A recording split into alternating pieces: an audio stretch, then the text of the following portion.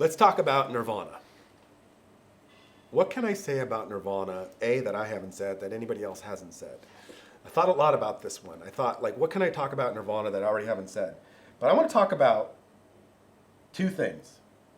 Them live, and how great they were live, and how exciting they were live. And I want to talk about how nice Kurt was to me. So first of all, the live. I was lucky enough to see them play at the Roxy the first time, and it blew my mind. This is right before Nevermind came out. They did a show for the label. Great performance.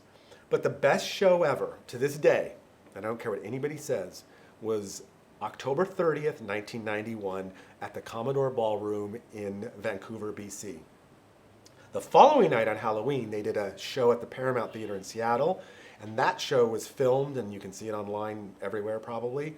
And it was a great show to watch. You know, the band was really great. You can actually see me in the background, a couple shots.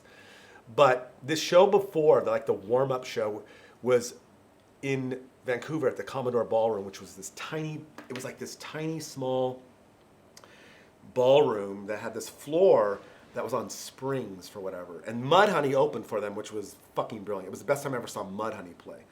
But this floor was on springs, and I drove up there with Beth Liebling, Eddie Vedder's girlfriend at the time. We drove up for the day and went to the show.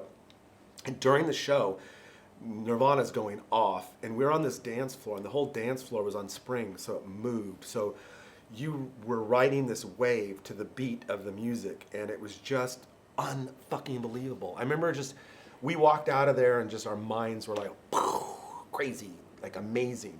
And it was just truly, truly the best show I ever saw. I saw them at the Palace in LA. They were great. I saw them in New York. Great. But this show, because of the venue, because of the time, because of the music, and because of Mudhoney, was the best show I ever saw them at. And I hate myself to this day because I didn't take pictures. Didn't bring my camera. I don't know why. I hate myself for it every day. Now, the other thing I want to talk about, because people ask me a lot about Kurt and all my experiences with Kurt. And all I can tell you is, you know, we weren't like friends by any means, but every time I saw them, every time I saw Kurt or Chris or anybody, Dave, they were always good to me, always nice to me.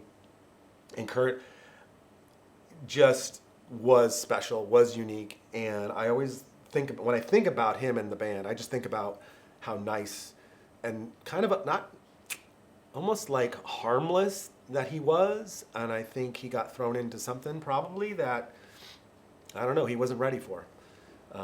But I watched them change. As I tell people, the first time I shot the band in 1991, in March of 91, they were so poor, had no food. So I bought them all food, bought them lunch, bought them dinner.